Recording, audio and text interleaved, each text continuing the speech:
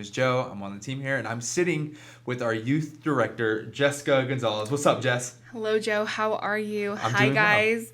I'm so excited to be here again. Yeah. This is the second time I've been here with you. Second time It's this exciting, year, guys. right? 2021's looking up. Man, it's looking good. It's looking good this year. Hey, how's your 2021 been? What's brewing in the youth department that we need to know about? So we are launching two really fun, exciting things to just help our students interact a little bit more. So we have one thing that we're calling Youth Take the Seats. Mm-hmm. So every Sunday morning, we will have a section of seats available for our students to get to sit together, that's so cool. Hang out. Before service, we'll have some donuts because, that's just, they like donuts. Yeah. Just give them donuts. Yeah. So we'll give them some donuts, and then we'll hang out for service, be together Wire for worship. them up for Pastor Mike, right? Before Yes. Pastor Mike starts preaching, here's some donuts. We'll throw Pastor Mike back to his youth ministry days. And yeah, it's going to be really fun. So we have them getting together on Sunday mornings. That's right. But also we're launching something called Serve Our House. I think it's an awesome opportunity for our students to recognize the influence that they carry even at this age. Yeah. So we're giving them opportunities to serve on a Tuesday night and even a Sunday morning. Yeah. So it's going to be awesome to see our middle school and high school students serving our adults on a Sunday morning. Yeah. So, yeah. And that's what I love about Active is that it's a place for everybody to serve. Yeah. It's not just like one demographic or it's just one like type of Christian or type of person. It's like everybody just all hands in. It's not just about the guy preaching on stage. It's about the community that we're developing. And that's why I love that we get to do the pre-show, is that we really get to have a conversation with our community. And so maybe you are watching for the very first time today. I want to let you know that you are very much a part of this community as you watch online, interact online. Maybe you'll never step in the room with us, and that is totally okay. We just want to know you. So if it's your first time today, do me a favor, do yourself a favor, text welcome to the number on the screen. And what we're going to do is we're going to send you an Amazon gift card just to say thanks for watching with us. But also, it's our way just to say, man, we're so glad you're part of this community. We're so glad you're checking out. And come again next week to keep finding out more how you can tell a better story as we head into 2021. Yeah. So just recently, we started something called 21 Days of Kindness. Yes, we did. We have been seeing so many fun stories on social media. Yeah. If you aren't following us on social media, go over there because there are some incredible stories being told. Yeah. Joe, has there been anything that you've seen or maybe that you've done during this time? Well, I mean, it seems so small, but I enjoy cooking for people. Do I look like a chef? Oh. Sure. I really do. And our Active Kids team recently, they just started planning for our summer event, Kids Blitz.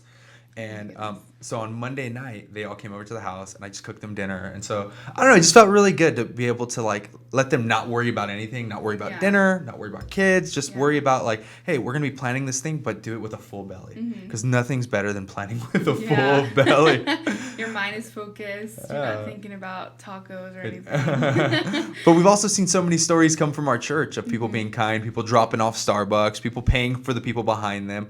And I think what kindness does is it really changes people's world because it says, I see you. I notice you. You're important. Yeah. And I think right now in the season that we've been in, in and amongst maybe some people would feel like it's chaos or there's tension, it cuts through the noise and says, like, you're important and I can give you my strength when you don't feel strong. Yeah. So I've been loving these past 21 days. We're only 1 week in, and it's not too late to jump on the kindness train. You want to tell them how to jump on the kindness train?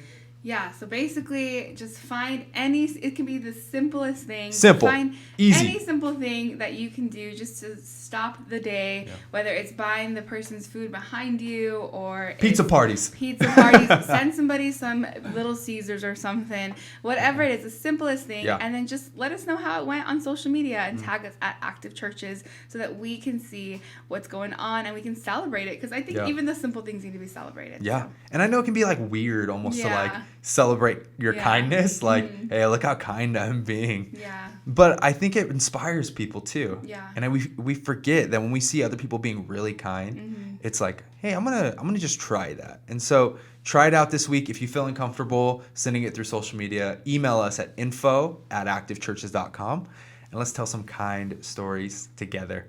But we have some church news for you that is going to help you tell a better story as you head into 2021. Again, if you're just jumping on, hit that share button. If you're new here, text welcome to the number that is on the screen. We have some exciting things that are coming up, but we also have some church news for you that's going to help you head into 2021 strong. the very first thing I want you to know about is our Rooted connection groups. Rooted is a 10-week connection group that is going to help you and help those around you get close to God, get closer to your purpose, and get closer to your church. I love Rooted. It's changed my life personally because my dad has gone through Rooted and it's rocked his world and it's really helped him tell a better story.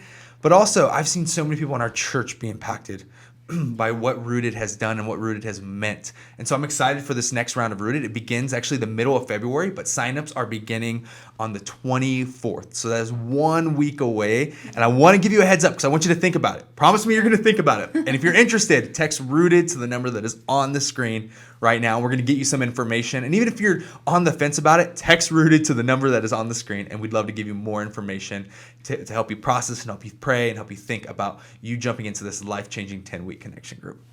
Yeah, January 31st is one of my favorite things that we do is First Step. Yes. First Step is such an awesome opportunity for you if you are looking for a new community, maybe a church home, maybe you're just wanting to know a little bit more about who Active is and who the team is. First Step was actually the thing that really kind of grounded me here at Active. Yeah. I went to First Step and my life was changed after because I was like, this is the place where I feel like I can grow, where I just know that this community is going to be so beneficial to my life. And it was an awesome opportunity for me. And we want to make sure that you have this opportunity as well. So make you put it in a calendar, January 31st, First Step. You get to sit down with the team, just answer all the questions you may have. And I believe there's also an online version of it as well. Yeah. Right? So in person, we're going to be having it at 10:15, so in between services. And then online, if you're interested, text first to the number that is on the screen. So if you're interested in First Step at all, text first to the number that is on the screen. And while you're doing that, I remember your first step, or because I mean you've been to a lot of first steps now, but I remember your first step. Man, that's rad. I can't believe it's been 2 years now. 2 years. It's been more. No, a little over 2 years, I think. A little over 2 years because it was January that you came. Something like that. Oh my gosh, that's nuts. That's nuts. crazy. And here you are now. Here we are. That's crazy. You see, come to First Step. First Step, and then you're on the guys. Active Church pre-show. Who knows? But come hang out with us. We want to get to know you at First Step, hear about the vision of Active, and hear from Pastor Mike himself about what's coming up next and how you can tell a better story with us. And finally, February 7th is Baptism Sunday. Yeah. We love baptisms. Baptism is not about perfection. It's about a new direction. Yeah. It's about life change. It's not the graduation. It's the initiation. Got any more rhymes? Because I'm out of rhymes right now. You're on fire. Keep going. We love Baptism Sunday. We love celebrating big with you. And so if you have made the decision to follow Jesus, baptism is one of those first steps that you take. It's a public celebration of what God has privately been doing in your heart. And so if you want to make that decision and you're ready to be baptized, you can do it at home. And we'd love to walk you through what that looks like, or you can do it with us in person. But text us, let us know. Text baptism to the number that is on the screen, and we'd love to walk you through what it looks like for you to make that decision and for you to step into the waters of baptism. It's crazy, life-changing. I remember my baptism to this day. It was it was 10 years ago. I mean, this. So crazy. It's nuts to think I've been following Jesus for 10 years. Yeah. Wow. Wow. Do you remember yours? Yeah, I was 16. Wow. I was 16. I'm 24 now. Yeah. So that was crazy. Oh, man. So it's coming up. Celebrate with us on February 7th. Before we jump into our message with Pastor Mike, I just want to say thank you for your generosity. Keep giving with us as we have all these life-changing things going on, all these moments of people to tell a better story. It only happens because of you, because of your love, because of your giving, because of your act of worship through your finances. And so keep giving with us in one of two ways. The first way is online at activechurches.com. Click the give button. Or the second way is you can text the amount to the number that is on the screen. It's going to ask you a couple questions, and you'll get set up to give. Thanks for giving with us, Active Church, and I cannot wait to see what 2021 holds together. Well, friends, let's recap all the fun things that we've talked about. Give them it all. So, of course, we have our 21 Days of Kindness. Yep. We just want to continue to encourage you to shine your light, spread some hope in the city Yep. through just simple acts of kindness. We have our Rooted signups beginning January 24th. Make sure you, like Joe said, start thinking about it now. We want to get you ready for Rooted. Next, we have First Step, January 31st. You get to hang out with us, meet the team, get to know a little bit more about who Active is. And then Baptism Sunday is February 7th. So we have some fun, exciting things going down. We don't want you to miss it. So make sure you are following us on our social medias, Instagram, Facebook, YouTube, and just stay connected with us because we love you and we want to continue to hear about your better stories that are being told. Yep. So right now, Pastor Mike is going to be coming up. We are in our third week of our series, Different Than Last Time, and we all need a different story than last year. Pastor Mike, take it over.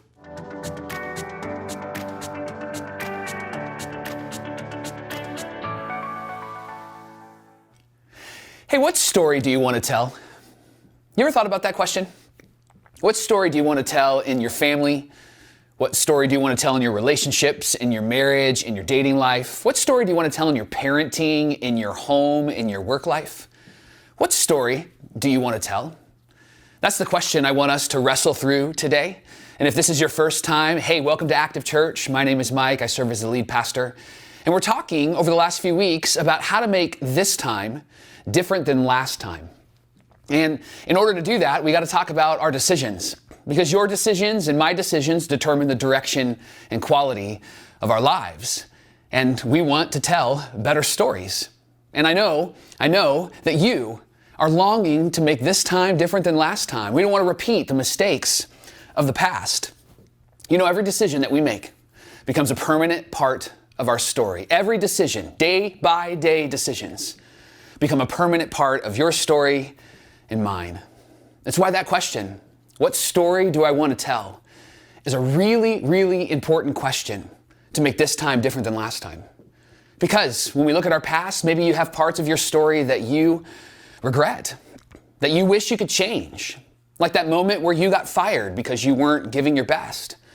Or maybe that moment where you had a ton of debt because you weren't handling your resources well. Or perhaps that moment where you were unfaithful and you lost them and you lost the relationship. I think all of us want to tell a story about how we found purpose. All of us want to tell a story about how we were generous. All of us want to tell a story about how we were faithful. And that's why this question, what story do I want to tell, will help us in our decision-making process. Because here's what I know about me, and I'm assuming it's true about you. We all want to tell our entire story. We don't want to skip over bad parts, right? We want to tell our story to everyone, and we want it to be a better story. And something we've talked about in this series that I really think is so important for us is that when we make decisions, those decisions actually are not made in emotionally neutral environments. Our emotions are stirred up often, especially in those key life decisions that we know will make an impact in our story and in the story of those around us. You know, I get stirred up. My emotions get stirred up when I have a deadline or when I'm under pressure. Maybe you feel the same way. And you know what I do? In those moments, I will always choose the immediate over the ultimate. In those moments, I will always choose what I want now over what I want most. Maybe you're the same. There's a word for that, actually. It's called focalism. Focalism is described this way, being locked into options rather than the story. Or choices over chapters. We're going to make this choice because we have to make this decision right now in this moment because we're under pressure. And we don't think about the chapter it's going to write or the impact that it will have in our stories. I had the greatest grandpa in the world. We can argue about that later, but I think mine was the greatest. We called him Gus. It was my dad's dad. He always gave the best advice. He would always drop knowledge on you. I remember when he was getting close to leaving this earth and going to heaven. Those last few years were precious for my wife and I and our oldest, Abby. She was little at the time, and we would take Grandpa Harry, Grandpa Gus. We would take him out to eat. He would always want to go to like Red Lobster or Coco's. Those were his two favorite places. And I remember every time we would hang out with him, driving to the restaurant, eating at the restaurant, and then driving home, he would always have these nuggets of knowledge that he would drop upon us. And I remember one time we were talking about decision making. We were talking about the emotions that are behind decision making. And he said something to me that has stuck with me for years. He said, Michael, strong emotional appeal is a red flag and not a green light to move forward. And I've always hung on to that. And it's so important for me because I can react when there's a deadline. I can react when I'm under pressure. And when I do that, it doesn't help me tell a better story, and it won't help you tell a better story either. That's why I love this question. What story do I want to tell? It gets us out of the past. It allows us to be present in the present and build a better future. And by the way, you and I aren't the only ones that have ever struggled with this tension in our life of telling a better story. What story do we want to tell so that this time is different than last time? The men and women who pursued God long before we ever started, long before we were ever here, wrestled with this tension as well. And there's this really incredible story in the Hebrew Scriptures, the Old Testament in the Bible, about a young Jewish boy named Joseph. It's a true story. But in his story, he actually wrestles with this question: what story do I want to tell? And it wasn't just a moment decision. It was a moment by moment, day by day decision. His life was messy. You might be able to relate. I know that I can. His life was messy. And a lot of the mess wasn't caused by him. It was caused upon him. But yet, he decided that there was a story he wanted to tell, and he wouldn't negotiate it. He wouldn't bargain with it. And I want to take you to his story because I think that there's some helpful tips and tools and principles that we can learn. I want to show you a couple of moments where he made a really good decision, asking the question, what story do I want to tell? And then at the end of our time together, I have an ask for you, a personal ask, okay? So the story that we're going to actually walk through today is found in the document of Genesis in the Bible, Genesis chapter 39. So if you have a Bible, or if you have the Bible app with you, would you turn there? If you're watching this, you'll be able to see the verses on the screen. And as you turn there, can I give you some context? We're going to get dropped into this story around 1850 BC. And Joseph is in a really tough spot. He's in a tough spot because his dad, Jacob, is the father of 12 sons. And Joseph was his favorite child. Now, if you are the favorite child, you probably know that, right? If you're not the favorite child, it means that you're not the favorite child. If you're not aware of your folks favoring you, then it probably means that you're not the favorite. Just hate to drop that knowledge on you today, all right? But Joseph was the favorite child, and he was the favorite child for a really interesting reason. Joseph was Jacob's favorite son because he was born of Jacob's favorite wife. It's messy, it's convoluted. I actually dropped that joke on my wife the other day, my wife Tiffany. I said to her, honey, out of all my wives, you're my favorite. And I thought it was funny. She's not speaking to me, but we'll be okay, all right? But Joseph was Jacob's favorite son because he was born of Jacob's favorite wife. And all the brothers knew this, and they were incredibly jealous of Joseph. So much so that one day as he was coming out to the field to visit them, they were working in the field and Joseph wasn't because he was the favorite. When he was walking out, they decided that they wanted to get rid of their brother. Kill their brother. They're so angry, they're so jealous, they're so upset.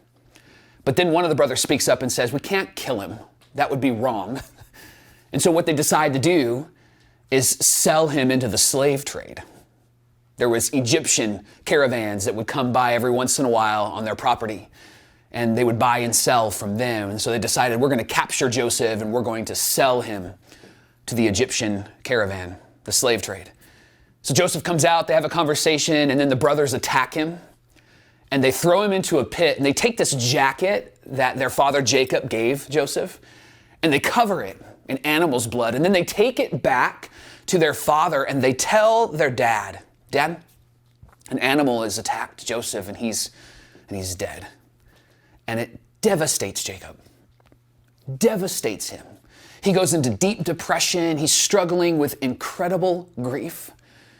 And you would think that this moment may have stirred the hearts of the brothers to change their mind, to tell a different story, but they don't. And this one decision, by the way, causes them to be liars for life. They were going to have to lie to their dad for the rest of their life. Whenever Joseph's name came up, they were going to have to affirm that he was killed by an animal. Whenever Joseph's name came up, they would have to talk about how they had to tell their dad about it. Whenever their dad was wrestling with the loss of Joseph or the grief or the pain, they would have to remind him of what happened. They were going to be liars for life. And this story that they were telling, this lie that they created, it would impact not just them, but generations after them. It'll impact you. It's impacting you right now, right? Because here we are 4,000 years later, halfway across the planet, and we're talking about them and their decision, right? So Joseph gets thrown into this pit, and then the caravan comes by, and the brothers decide to put Joseph on the auction block. They decide to sell him to this caravan, and they trade some pieces of gold, maybe some animals, and then this Egyptian caravan takes him back to Egypt. And you would think that this would be devastating for Joseph, and perhaps it was. But something happens in Egypt that is actually pretty remarkable.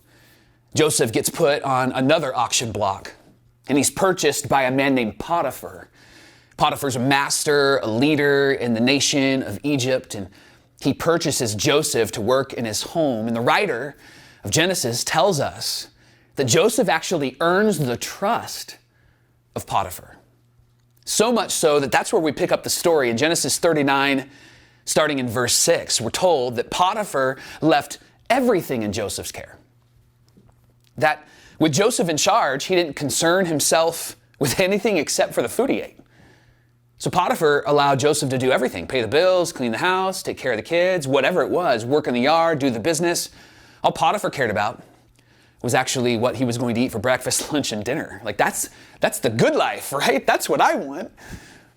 And Joseph earns the trust of this man. And what I find fascinating is that Joseph didn't allow what his brothers had done to him to influence the story he was telling. Like he was kidnapped, he was trafficked, he was sold into slavery, he's a victim, and yet Joseph doesn't play the victim card. I have to believe that in this moment he was asking himself, man, what story do I want to tell? And for a while, the story at Potiphar's house was actually really great. And then there was a tension, another mess that came upon him. Because isn't it true in life that once you get through one battle and you find yourself in the blessing, the next battle is coming, right? And so Joseph, we're told, is in the home of Potiphar. And the writer tells us that Joseph was well-built and handsome. And after a while, his master's wife, Potiphar's wife, she took notice of Joseph and said, "Come to bed with me." Joseph was about 19 years old when we pick up this story. And he's far, far from home. And here's the thing. Nobody would have known if Joseph agreed to actually do what Potiphar's wife wanted him to do. Nobody would have known, not even Potiphar, because Joseph, remember, was in charge of everything. And his family is thousands of miles away. And so why wouldn't he? Why wouldn't he? He's on vacation, an endless vacation. And so he can do whatever he wants. Nobody's going to know. But Joseph knew that he would know and knew that someone else would know. And we'll talk about that in a minute. But he's asking that question in this moment. Emotions are probably stirred up, by the way. He's asking that question, what story do I want to tell? And the writer tells us that he refused. And then Joseph does something that I think we all should do in moments when we're curious about the story we're telling, when we're making decisions, especially if there's a deadline or we're under pressure. Joseph actually rehearses or speaks his story out loud so that he can hear his words around him and that Potiphar's wife can hear his words. Joseph builds a cathedral of words that help shape the story, the narrative that he's a part of, that reminds him. He gets these thoughts out of his head and he's reminded in that moment, here's the story I want to tell. And so he out loud in front of Potiphar's wife, he says these words, "You know, with me in charge, my master does not concern himself with anything in this house. Everything he owns, he has entrusted to my care. No one is greater in this house than I am. My master has withheld nothing from me, Mrs. Potiphar, except for you, because you are his wife." Joseph is talking about everything that he's been given. And he actually lays a question before Potiphar's wife. He says, is this the story you want to tell? Is this the direction you want to go? Mrs. Potiphar, do you want to have an affair with a Jewish slave as a part of your story? And then he asks himself out loud the best and most powerful question, because he knew that he would be aware of what he was doing, but he knew someone else, and the someone else is God. He says these words, "How could I do such a wicked thing and sin against my God?" Like, why would I even do this? Why would I even consider this? Why would I even go in this direction? And all of us might say, well, you've been victimized. You've been kidnapped. You've been trafficked. And might as well do what maybe your emotions are telling you to do. Like, nobody's going to know, right? At least those are the excuses we tell ourselves. Joseph's like, I can't do this. One, because I'm not going to take advantage of you. But two, I don't want to take advantage of what God has done in my life. Joseph is literally weighing two options here. I think the options would sound like this. Option number one, your husband, Mrs. Potiphar, gave me an opportunity that I never thought would come my way, and so I was faithful to him and I was faithful to God. That's the story that I could potentially tell right now. The second option is your husband gave me an opportunity I never thought would come my way, and so I took advantage of him and God. That's the potential option of my decision if I say yes to you. So I could take advantage of your husband and God, or I could honor your husband and I could honor God. And Joseph honors Potiphar and honors his God. By the way, this wasn't just a one-time request, because as we've already mentioned, telling a better story is a day-by-day, moment-by-moment decision, right? We read that although she spoke to Joseph day after day, he refused to go to bed with her. And don't miss this last line. Or even be with her. Because sometimes saying no so that you can say yes to something better also means that you can't even be around it. Not because it's evil or rotten or sinful or bad, but because you know what it might do to you. Joseph knew that Mrs. Potiphar was an attractive woman, that Mrs. Potiphar was going to keep inviting him, and that Mrs. Potiphar was going to be relentless. And Joseph knew that even being around her would be difficult. His emotions would be stirred up. Just like in those moments where you are around that thing or that person, and it was just a little flirting, but it's not going to threaten your marriage, right? It was just one drink. But you're not going to go back to what you did before, right? It was just one look on that website or that social media page, but I'm not going to go back to that addiction, right? Joseph actually models for us what it looks like to ask the question, what story do I want to tell? Not just in his thoughts and in his words, but in his actions. And this was humiliating for Potiphar's wife. So much so that she gets revenge on Joseph. By the way, nobody would have known about this, but she was humiliated because he knew. And so she accuses him of something terrible, sexual assault and rape.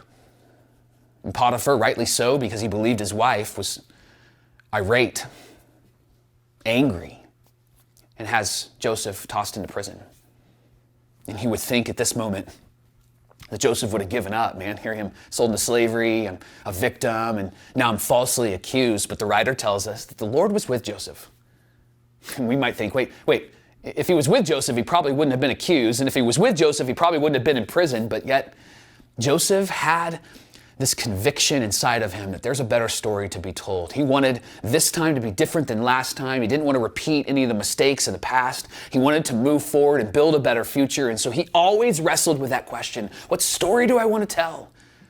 And because of that, the Lord was with him. His story was not over despite the setback. And by the way, neither is yours. You have an opportunity right now, today, to move into the better story, to make this time different than last time, to not repeat the mistakes of the past. And it can start with this question, what story do I want to tell? We're told later on that Joseph earned favor in the eyes of the prison warden because he was wrestling through the story he wanted to tell. He ends up running the place. He ends up building relationship with those that are in prison. Two particular people he builds a really great relationship with.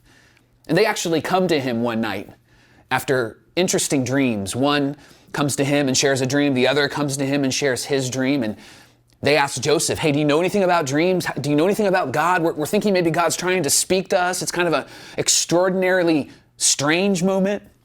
And Joseph actually says, yeah, I can talk with God and maybe give you some wisdom on this. And Joseph shares with the first man that his dream was God letting him know that he is going to be restored back to the Pharaoh, someone who's in charge of the entire nation of Egypt. The other guy, he says, this is just an announcement that your life's going to be taken from you soon by the Pharaoh because he's an unfair man. He does what he wants. And all of that happens. One guy gets restored. The other guy, his life gets taken from him. The one who's restored told Joseph, I'm going to remember you. I'm going to remember you because you told me this. And then 2 years pass. And Joseph might have been thinking, man, this is terrible. Like how much more pain and suffering can I go through? And maybe you've been there too.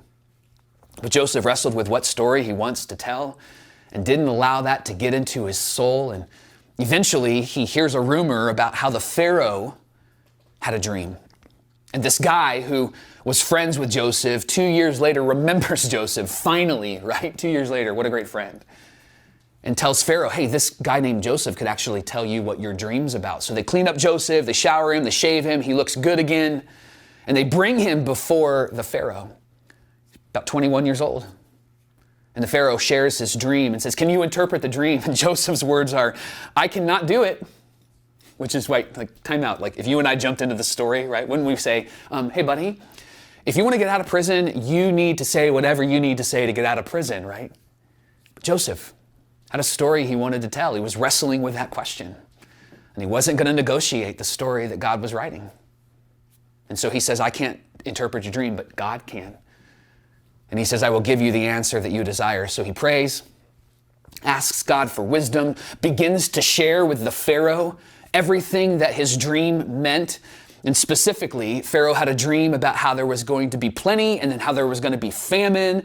And Joseph says that if you actually put somebody in charge to take care of this well, the nation of Egypt is going to be fine and actually care for all of the nations around Egypt. And so Pharaoh goes, Joseph, will you be the one that's put in charge? Because the Lord was with him? Because he didn't negotiate the story he was going to tell? Because he didn't allow his emotions and feelings to get the best of him? And so Joseph was put in charge of all of the food collection and the water collection for 7 years of plenty, and then there was going to be 7 years of famine. So in those years of plenty, it was great. In those years of famine, it was difficult, but not for Egypt because of Joseph and what God had said to him. And Joseph was in charge of all of this, and they cared for the nations around them. And by the way, you know what nation they cared for? Israel. And do you know who lived in Israel? Jacob, Joseph's father, and Joseph's brothers, who were struggling, didn't have food or water. And so one day, they came to Egypt because they were going to meet with the person in charge of the food and water because they were struggling.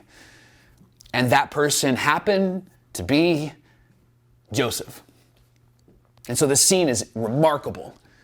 The brothers come in, they bow down to the one that's in charge, not knowing it's Joseph, and then Joseph recognizes them. Friends, this is probably 10 years later. So he's 29 years old. Voice is probably a little bit deeper, got some hair on his chest, right? He probably looks more Egyptian than he does Jewish because he's been in Egypt for that amount of time. And now he's in charge. And Joseph, in this moment, is overcome with emotion, and yet he doesn't negotiate what story he wants to tell. And he reveals to his brothers who he is. And the writer tells us his brothers were terrified at his presence because they thought Joseph would do unto them what they had done unto him. And yet he doesn't. Joseph's nothing like them because that's not the story he wants to tell. He decides to rescue and save his family. We're told that he threw his arms around his brother and he kissed them and he wept over them. And it's all because he did not allow himself to negotiate the story he wanted to tell.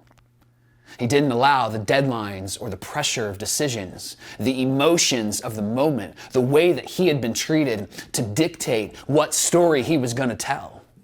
He wanted this time to be different than last time. He didn't want to be like his brothers. And so he decided, man, what story do I want to tell? His brothers, they were liars for years. But Joseph was different. He was faithful.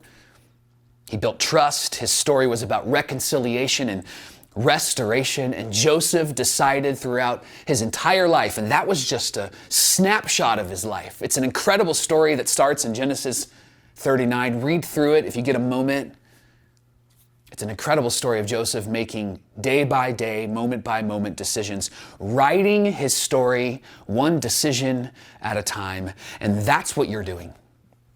Because every decision you make becomes a permanent part of your story.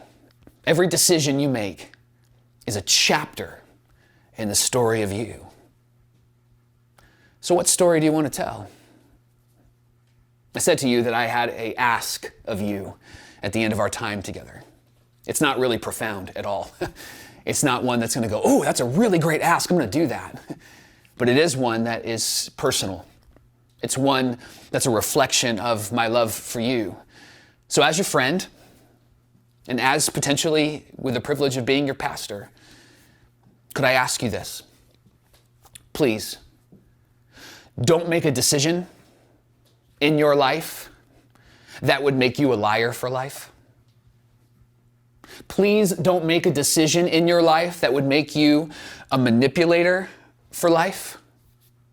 Please don't make a decision in your life that would make you a pretender for life. Because the story you'll be left with is one that you will not be proud to tell. And listen, I know things might be hard right now, but in the future, this will be a part of the story you tell. And I know things might be difficult right now, but in the future, this will be part of the story you tell. I know that you might be in pain right now, but in the future, this will be a part of the story you tell, and it will be a better story, and it will be different than last time when you answer this question. What story do I want to tell? What story do I want to tell my spouse or future spouse? What story do I want to tell my parents? What story do I want to tell my kids? What story do I want to tell my grandkids, my boss, my friends, my pastor, my mentor, my leaders, my circle of influence? What story do I want to tell me? What story do you want to tell to you? It's a great question, isn't it? And by the way, you don't have to make that decision on your own. It's why we do what we do at Active, and you're a part of Active Church. And maybe you're struggling with what that story might look like and sound like. Well, don't struggle on your own. Surround yourself with people that want to invest in you and help walk with you in that story. It's why we do something called First Step around here. First Step is an opportunity to meet with our team, an opportunity to help define and shape the story you're telling and to take that first step. Our next First Step is on campus here at Active Yucaipa on January 31st at 10:15. It's between our first and second services, and we would love for you to come. We have a special treat for you. We'll wear masks. We would love for you to be here to take that first step of faith, or to take that first step in telling a better story, to take that first step in making this time different than last time. So my friends, what story do I want to tell is the question that I want to leave you with today. Can I pray with you? God, man, there is so much to consider as we think about this question, what story I want to tell. There's so much that would be rolling around in our hearts and in our minds. And yet, we know that you have created us to tell a better story. You've created us to step into a better world, to build a better future. And so God, we, in this moment, together, turn to you, look to you. Whether we're new to this or we've been doing this a long time, we want you to be a part of our story. We want you to be with us like you were with Joseph.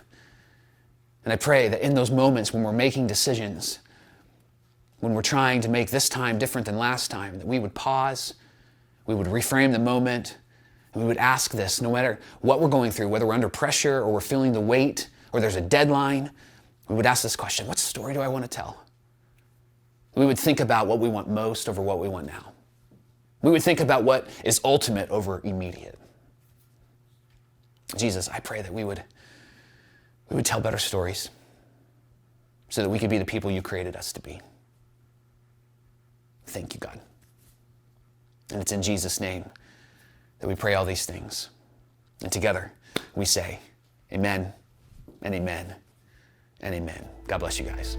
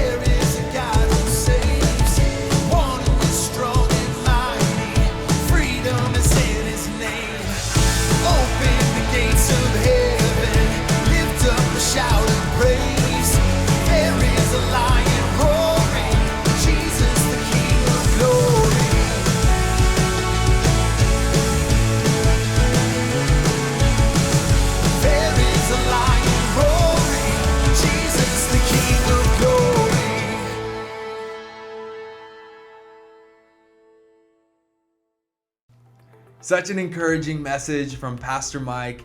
And hey, if you haven't caught the rest of the series, they're all on YouTube, all on our Facebook account.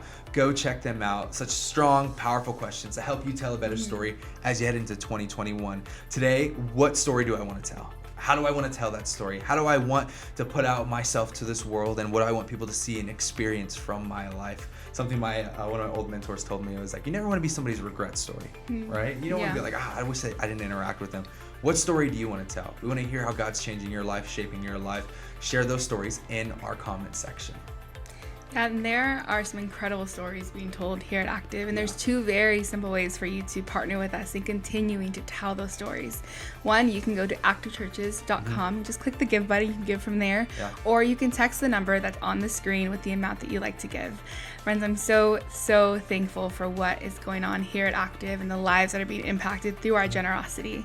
And if it's your first time here, maybe first time watching, or you just want to get connected to what's happening here at Active, just go ahead and text welcome to the number on the screen. We are so excited that you jumped in with us today, and we just can't wait to hang out with you again. So we'll see you next Sunday right here on the Active Pre-Show and First Service. Yes, we love you guys. We'll see you next Sunday.